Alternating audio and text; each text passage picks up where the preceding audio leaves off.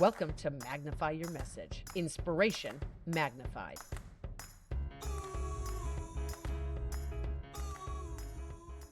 Hope is available to everyone. When people hear hope, they sometimes think abstract, like, is it really available? And it's like, yes, like there's a roadmap and there's a path forward. Hey there, and welcome to Magnify Your Message, the podcast where we dive deep into the stories, strategies, and messages that inspire real transformation. I'm your host, Cheryl Hunter, and today, oh, do I have a powerful episode for you.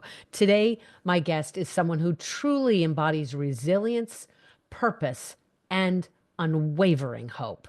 Jessie Bradley is a former professional soccer player turned pastor, speaker, and author. Jessie's journey is one of triumph through adversity that will have you on the edge of your seat. In our conversation, Jessie shares the game-changing habits that helped him rise again after his setbacks, like practicing gratitude and rejecting what he calls the hope thieves that try and keep us stuck. If you've ever experienced setbacks that made you question your path, this episode is tailor-made for you. Jessie's story is a powerful reminder that hope isn't just a feeling. It's a choice, a practice, and a gift that we can share with ourselves and others. So get ready to be encouraged, equipped, and inspired. Let's dive in. Folks, you are going to love today's guest, Jessie Bradley. Jessie, it is a delight and an honor. Thank you for being here. Cheryl, thank you for inviting me. I'm excited about Magnify Your Message, the podcast, and you brought so much encouragement to me personally, insights, and I've seen you help so many people. So this is going to add a lot of value with all the different stories you're going to cover in this podcast. And thanks again for inviting me. Oh, it is a joy. So tell everyone, who are you and what do you provide in this world? I am a pastor, speaker, author, former professional soccer player, and also a chaplain for the Seattle Sounders. And in all those things, at the heart of it is really hope. And it's receiving and giving hope every day. I love to encourage and empower people. I get to do that in lots of different ways. I'm thankful for every opportunity. I've had some close calls with death, so I know life is a gift, and I want to make the most of, any open doors so that people, again, will soar. And the goal is not for one of us to climb to the top of the mountain, but for all of us to climb together. And I'm in a season in life where I'm seeing more things happen in the last 5 years than I've seen all before that. And so I wake up every day grateful and excited to jump in. Just extraordinary. Jessie, how did you become a messenger of hope? Would you walk us through that? I like to say, Cheryl, I didn't find hope until I lost it. And I really think that the messages that mean the most to us come out of a context of pain and oftentimes disappointment. And now I talk about hope, but at the time it was really more of survival mode. And it goes back to some tragedies in my life. In particular, I could mention and talk about becoming a professional soccer player, because when I was 2 years old, I told my parents, this is my childhood dream. This is what I want to do. And sometimes, early on, I graduated from Dartmouth College. I was able to play overseas. I was in Zimbabwe, took a prescribed medication, and what was supposed to protect me was killing me. I ended up fighting for my life for a year. It took 10 years to fully recover. And that is brutal beyond words. And it was a valley I didn't see coming, and it felt like there was no end to it.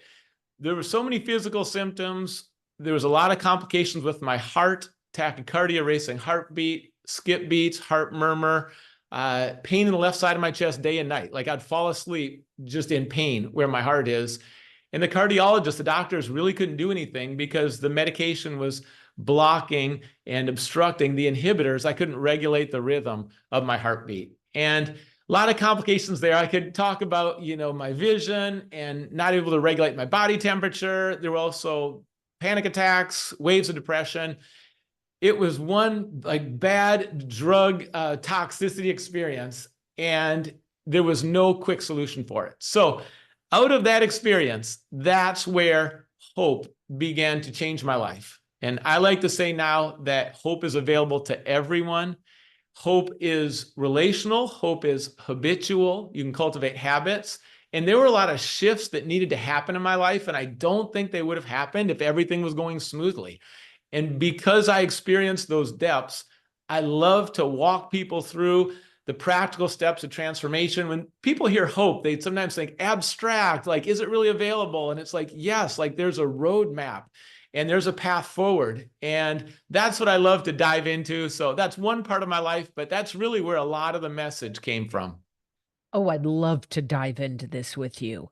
And I just want to relate this to my personal experience. That's all each of us has, right? Just our anecdotal experience.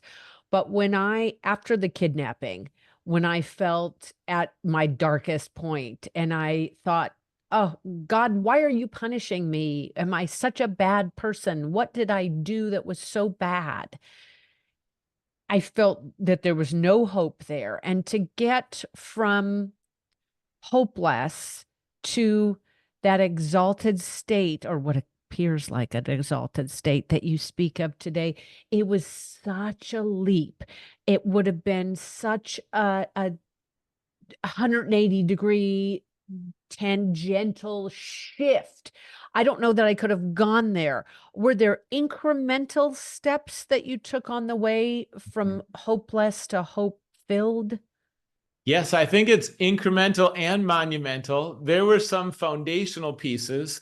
You mentioned, God, and I grew up in a family that's like Baskin-Robbins, 31 flavors spiritually, a little bit of everything, and we're very close. We respect each other. We love each other so much. And I didn't grow up believing in God. When I was at Dartmouth College, I took an introduction to religion class, and that was the first time I read the Bible. I had dozens of questions. I was kicking the tires with my mind. I knew this can't be a blind faith. All that to say, I learned about grace. And grace is receiving instead of achieving. Grace is an undeserved gift. And on the outside, my life looks successful. We all have two stories, the outside story, the inside story. I had grades, Ivy League college, sports, we're winning championships, friends, parties, all of that. But on the inside, there was an emptiness. And when I received God's love in this relationship with God, not religion, unexpected, right? A religion class at Dartmouth College, that became a source of joy that I realized is bigger than me. So I don't have to fake, manufacture. And ultimately, there's a source that doesn't run out. There's this indestructible hope. I didn't know how to access that in that much in terms of a fullness and depth until I was fighting for my life. Then I'm looking around like, what do I still have? When you lose your career and your health and your mind, in a sense, like I was just battling to stay in my right mind, like friends aren't around. I've got to move back to California, my parents' basement in my 20s, like things I didn't anticipate. You find out what's reliable in life, what's still available, what do I still have? And Cheryl, there was some shifts, some blind spots. We all have them. And I didn't even realize I was performance-based in terms of my identity and self-worth. It was all about, again, my grades, how well I'm doing with sports. And when I couldn't do anything, and when I lost all of that, I struggled with, who am I? Who am I? And instead of the cruel ride, the roller coaster ride of achievement, of inflated, deflated, pride, shame, all of that goes with performance, because who you are is not what you do.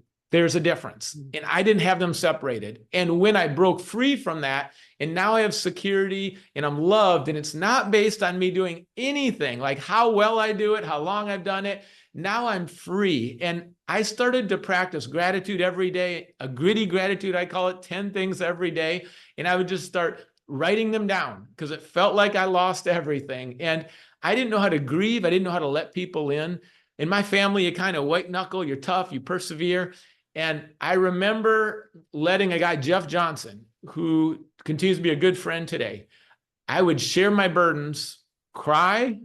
He created that safe environment, and to let him in, and that love, that support made such a difference.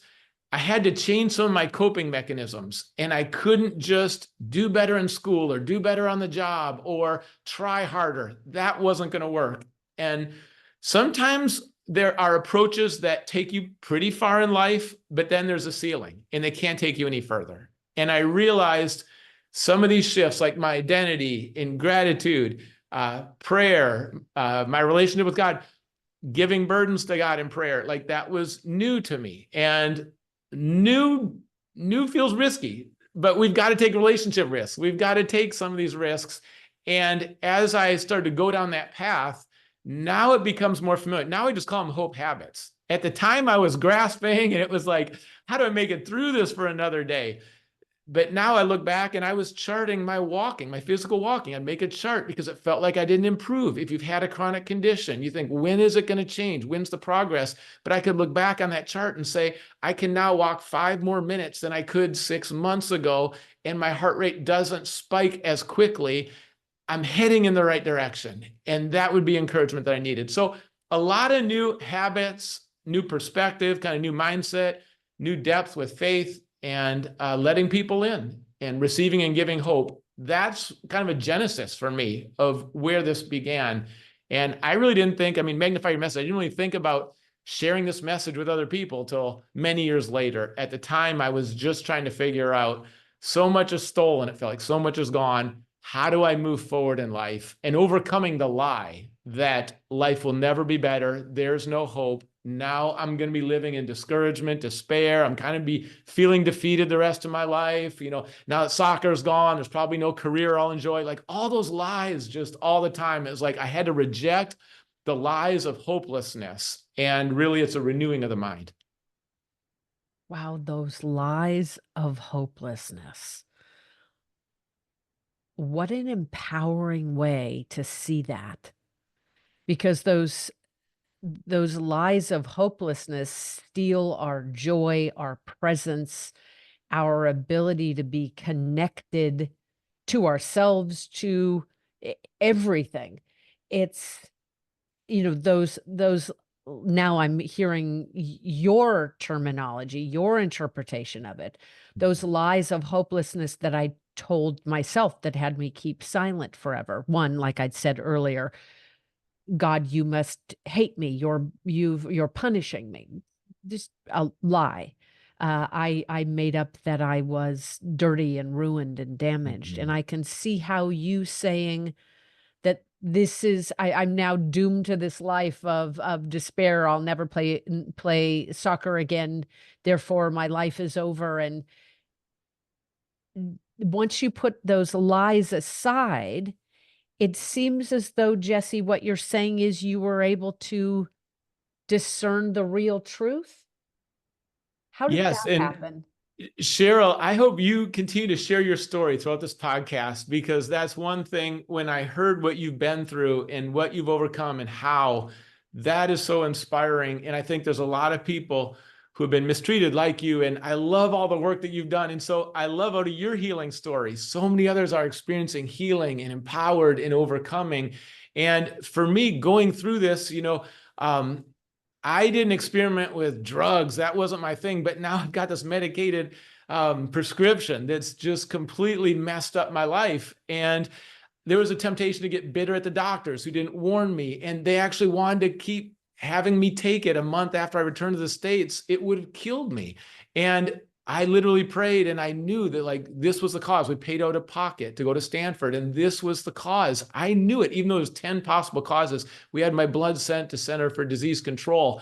And going through that, it took courage at a lot of different points. But now I look back, and what I was doing at the time, I described like hope thieves. We're talking about aspects of life. Could be a person, a comment, a lie that you're believing. And if there was a thief showing up at your house, you wouldn't say, come on in, hang out, you know, stay for the night, stay for a week, stay for a year.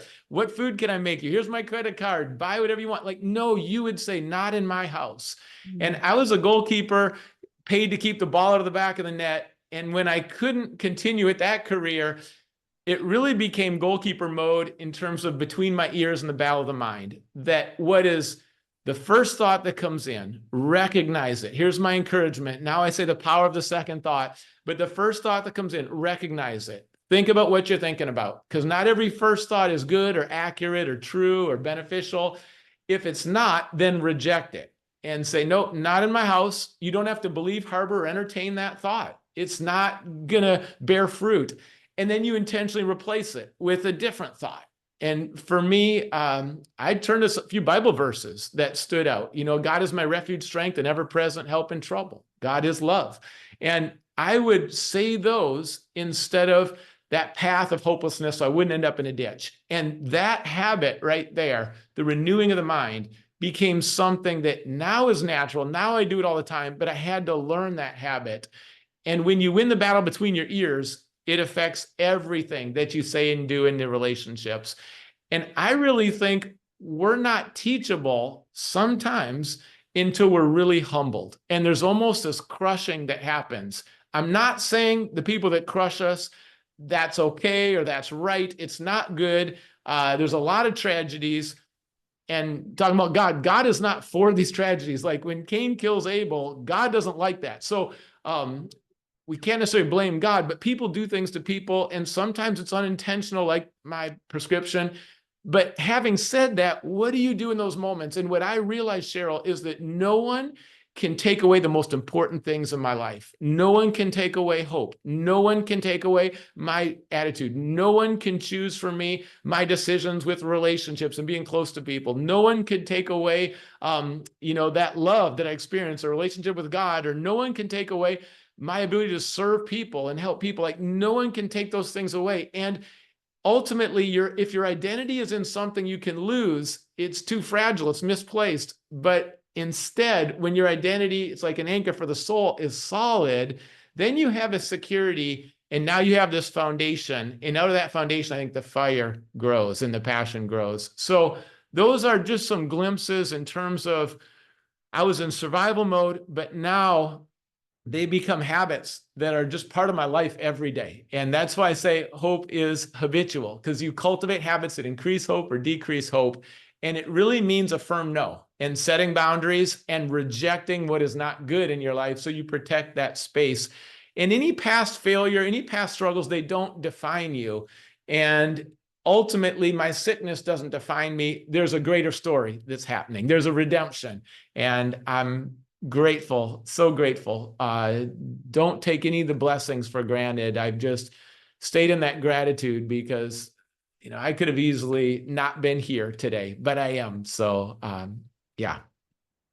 It's so easy to collapse who we are with something outside of ourselves, like you'd said, what it is that we do.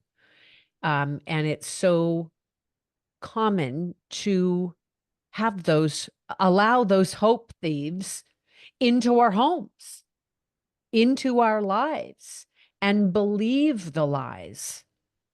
And you break it down in such a simple, actionable way to just deny it.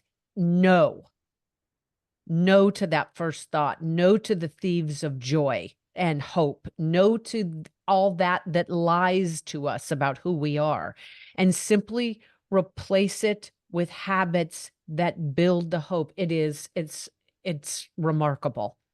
Those steps are so simple, not easy, as the saying goes, but you break it down into such a simple way. It really is something that each of us could do. And Jesse, I'm so impressed and inspired by the elegance of it all. Denying the lies that our minds feed us, and instead cultivating habits. You've taken what can oftentimes seem in life like a whimsical, capricious universe. Like bad stuff happens to good people and there's nothing we can do about it. And there's change is inevitable. And like the old, pessimistic saying, there's nothing certain but death and taxes. And you're saying, no, here is where certainty lies. What do I choose to believe? What actions do I choose to take? And how do I choose to turn each of those into habits? Mhm. That's right.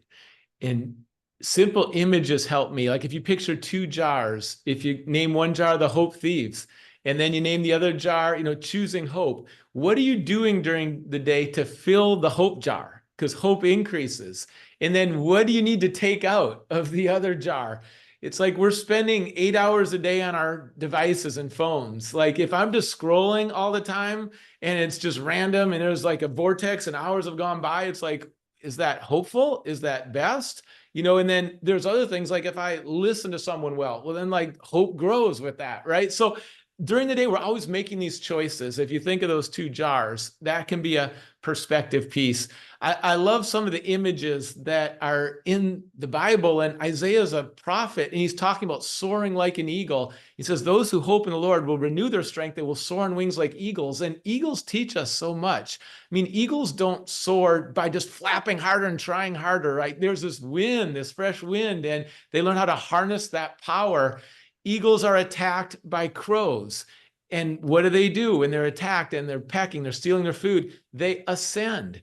They ascend higher above the crow zone. And right now, there's just so much fighting and hatred and online. It's like, no, don't just stay in the crow zone in revenge and bitterness. It's like, no, you rise above that. You fly higher. The crows can't handle the higher altitudes. And sometimes eagles get weighed down. They have old feathers and you get rid of those. They're heavy. They weigh you down. You get rid of that shame and that guilt, and then you can soar again. So I really think that this is a time to soar.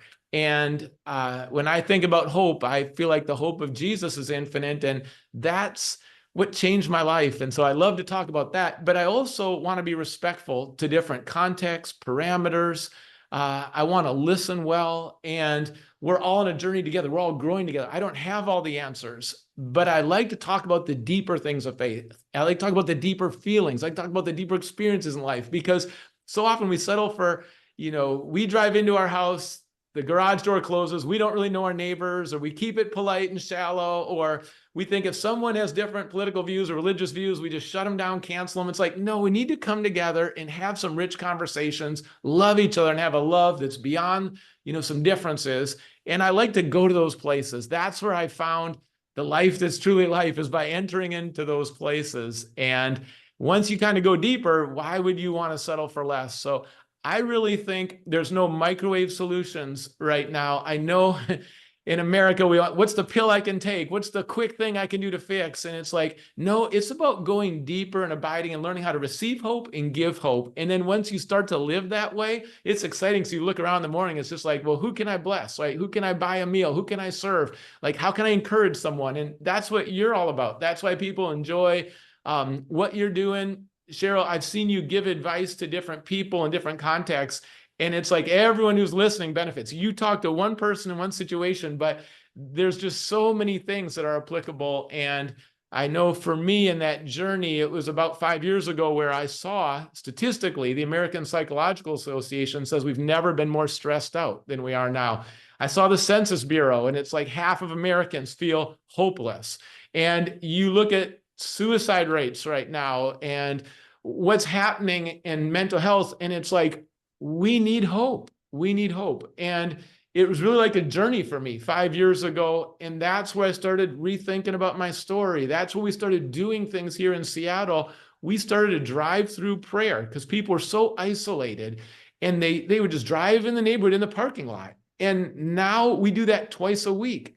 And now there's so many sites around America, but it came out of COVID. It came out of the pandemic. It came out of so many people feeling lonely and people wanting some connection and then seeking some help from heaven. And we opened that up. We never knew where it would go, but you take the first step. Don't despise small beginnings. Take some risks.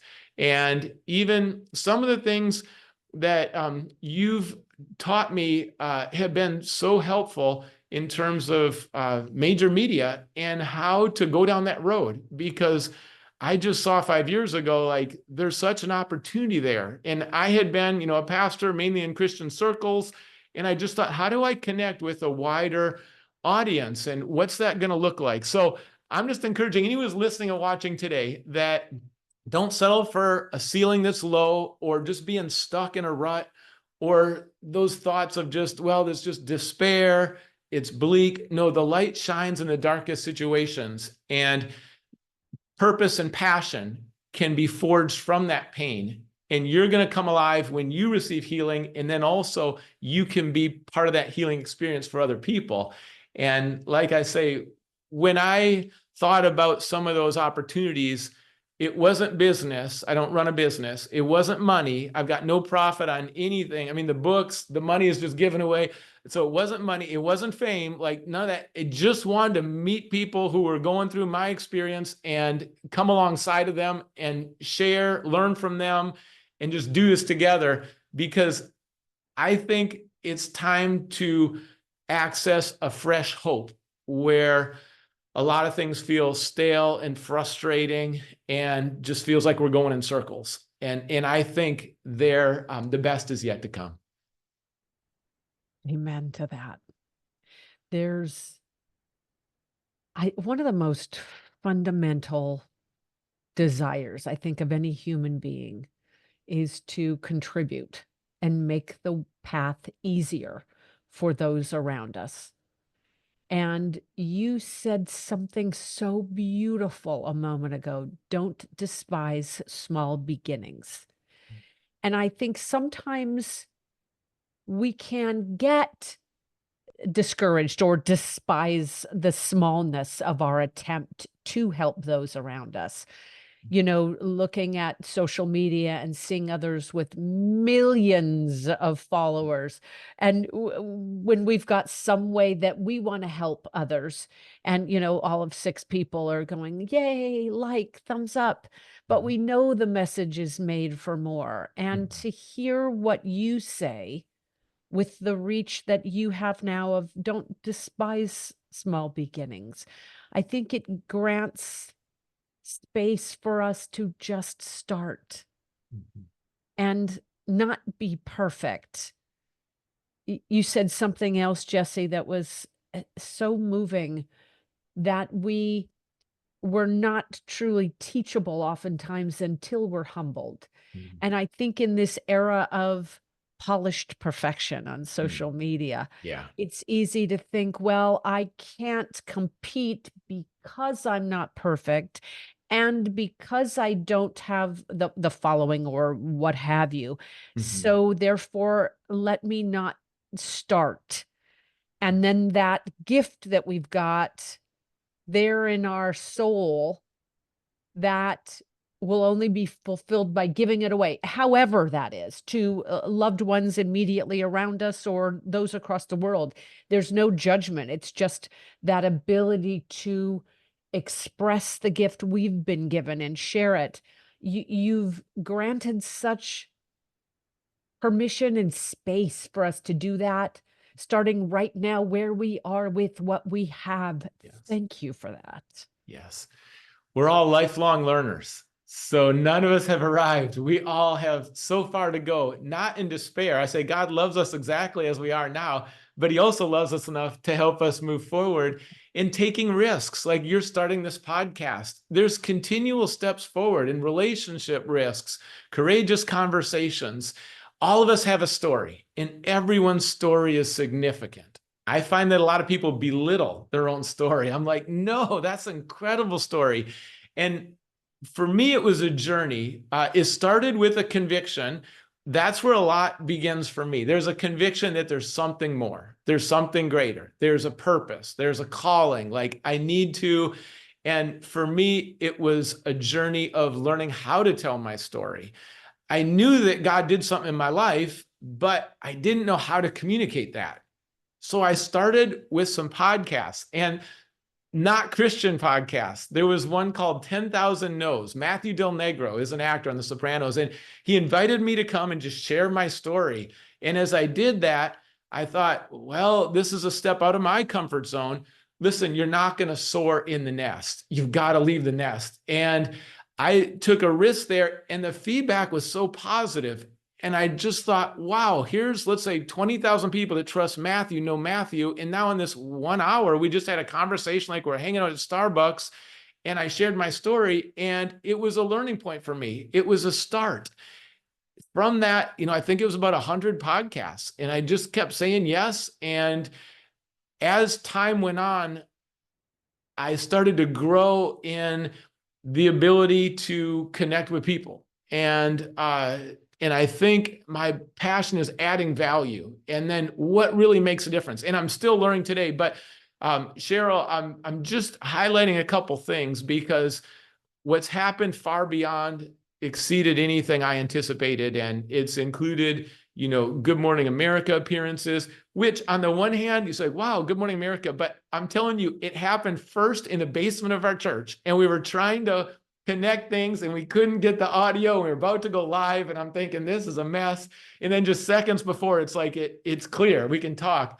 Our family used to watch What About Bob growing up, and there's a scene where Good Morning America comes to his house, and literally Good Morning America came to our house it was a Halloween special. So things started to happen where it's like, is this really happening? And they weren't all easy. Like the Tamron Hall Show, they said, be here in the morning. And I flew a couple flights, red-eyed, no sleep, kind of stumbled into ABC, took a picture, had security come over and say, you can't take pictures, and I'm like, my shirt's wrinkled, can their team help? And so it might look smooth. It's like when you go to a restaurant, sometimes the presentation and the food feels like, oh, it's a great restaurant. But in the kitchen, there's hustle, there's sweat, there's like, how do we get this meal out on time? And this one's getting cold. And there's just kind of I never graduate from Reliance. And before everything, even now, it's like, I'm praying, God, would you help me? Like, I don't know who's listening and watching. I don't know what they need, but my heart is that they would hear something that would make a difference in their life, and that they would have some hope. And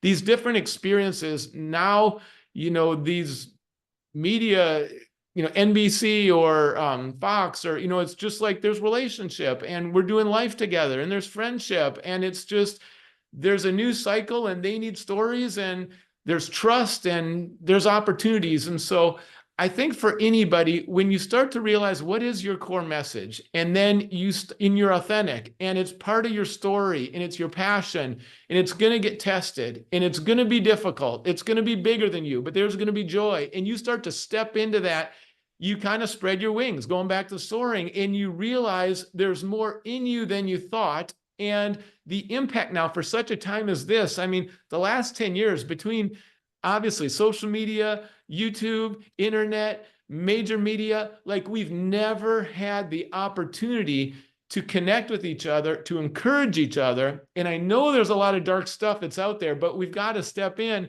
and shine some light and bring some love. And we can't just shrink back in fear and be silent and just bury everything. We got to kind of come out of that cave and make a difference together. So I feel like if it happened to me, it could happen to anybody. And I had to learn a lot of new things. There's a lot of prayer involved, but if you just have a heart to come alongside and help people, you're going to be amazed at the doors that open up, and God's grace is going to be evident. And I truly give the praise to God. I'm thankful, but it's also something that tests you to the core too. And there's always a lot of hate. There's always, you can post something that's kind on social media, and there'll be a trail below that of just like 100 haters just throwing cool stuff out there. It's like, what? I just said one thing that was kind, and it's loaded right now. So I'm saying it's not easy. There's a lot of diligence, but it's worth it. And the opportunities, our life's so short. And I'm telling you, when a door opens, you might never have that door open again. So say your prayer, and like what you said, start where you are, do what you can. And it's like, who can you help? And from that, keep building on those islands of strength. And you're going to look back in the rearview mirror and just be so grateful for the journey. Jesse, you make it all seem so accomplishable. And that is one of your true gifts, a superpower, if you will, that you take the complex, the challenges, the lies that we believe, and you break down how to face them, what to do instead, in a way that you truly do liberate us to fly above, using that beautiful eagle metaphor. It's so inspiring to see you become so renowned, because it's not about you. It's about those that you're serving. And in a world where people are wanting to become famous to somehow give significance to your life, to their lives, it appears as though the fact that the message is what's significant for you is what gives significance to your life. Like that you're in the background, you're just this space through which the light of God and hope shines upon this planet. And it's not about you, and you're the sort of anti-messenger, which then makes it about it. It just is. It's such an inspiring way to be a messenger, to not make it about you in an era when people's message is usually these days about them looking good. And you're about it, it seems, about others having a wonderful life. Am I misunderstanding that, or does that seem like? I think it has to be authentic, and especially the younger generation will see through it if it's not. So it's got to be authentic. And I also think for all of us, like, we have motives, and it's easy to have them start to, slide off the road. Like, having pure motives is really, really important. So guard your heart. And people are going to guess your motives. They're going to misinterpret it. They're going to slam you. They're going to hate you. They're going to assume things. It's like, well, that's just par for the course. So don't be rattled with that. It's going to test your security, because if you're dependent on public opinions and everyone liking everything, like, no, you're not going to keep going, because you can't please everyone today, and you're going to be judged constantly.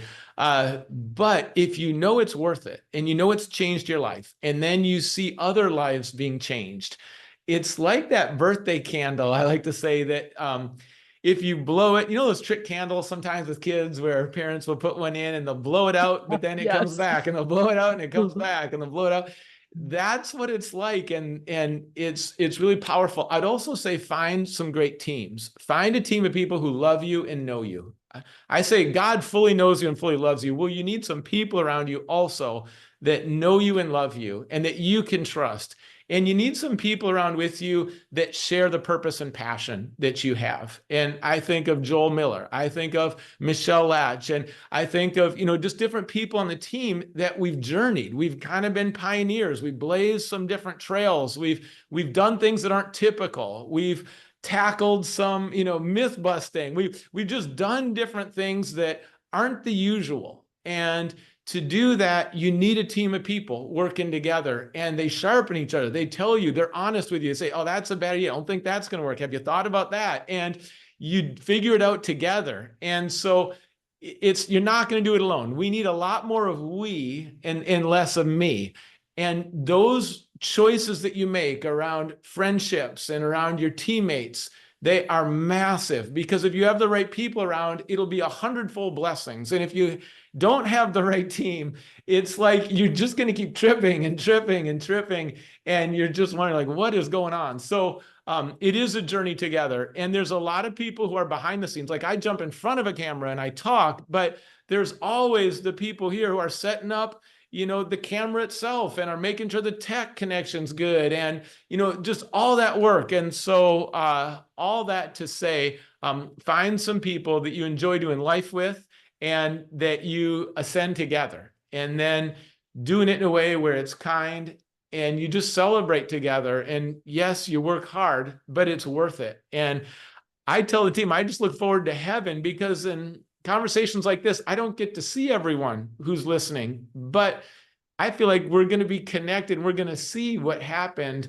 on this journey, especially with, media ministry. And Cheryl, when, it's funny how we met, because literally I was just on Facebook and you had an ad that came up, and you were just talking about your journey and what you went through and how you overcame. And then there were some clips, you're on Dr. Phil and some different things. And then I could hear your passion that you just want to help others share their story and make a difference. And all I knew was I have no idea how to go down that road. You'd been down that road. You really had a sincere heart to help people. And there were some kind of best practices. Like you weren't going to just hand out, oh, here's an opportunity to be on a show, but you were going to come alongside and say, here's some things you need to know. And from that, people can contextualize and make it fit for them. But I just saw that and it stood out. And I was like, okay, that was my first risk. Cheryl, like, tell me more. Like, what could I learn? And so I felt a little crazy doing that because it's like, what pastor watches a Facebook ad and then jumps in, So it's just been a funny journey the last few years in that sense.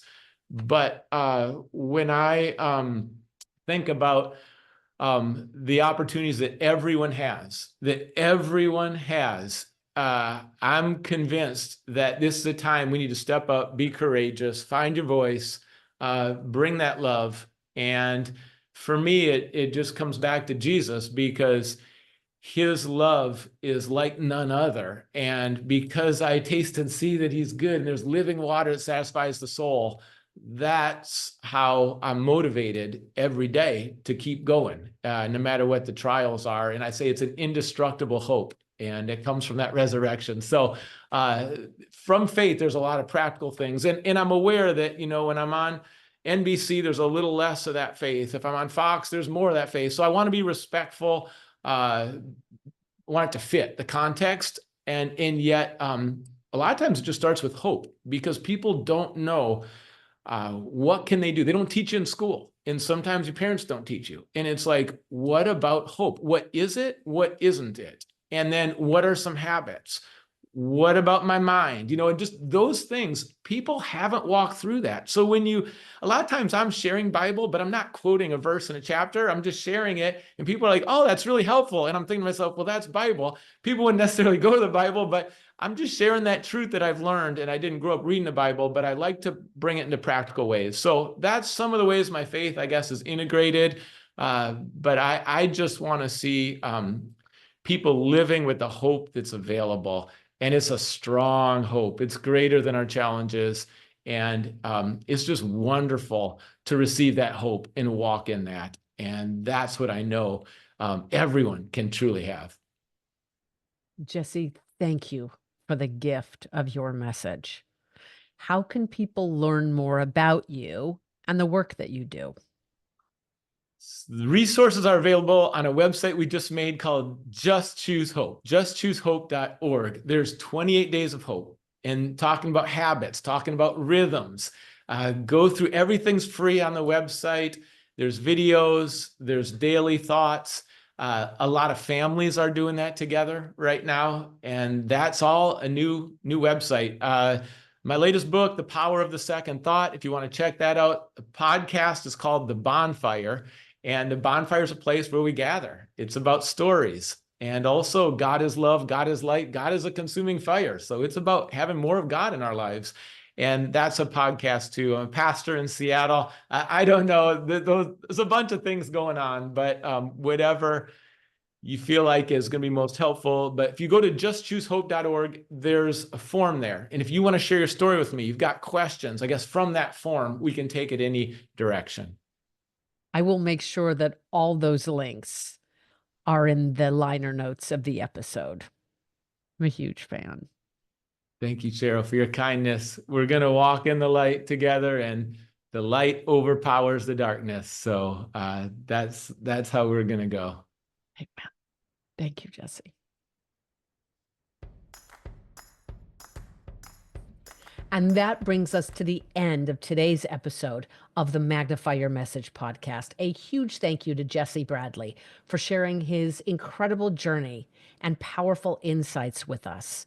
If there's one thing you take away from this episode, it's that hope isn't just something that happens to us. It's something that we choose, something that we cultivate, and something that grows stronger when we share it. If Jesse's story resonated with you, please share this episode with someone who could use a dose of encouragement today. Remember to keep sharing your story. Keep magnifying your message. And most of all, keep choosing hope. I'll see you next time. If you enjoyed this, please like, subscribe, and share this episode with everyone that you feel it would benefit. Thank you in advance. And when you're ready to share your story and your work with the world, I can help. Visit CherylHunter.com to learn how. I am Cheryl Hunter, and until next time, know that your message has the power to change the world.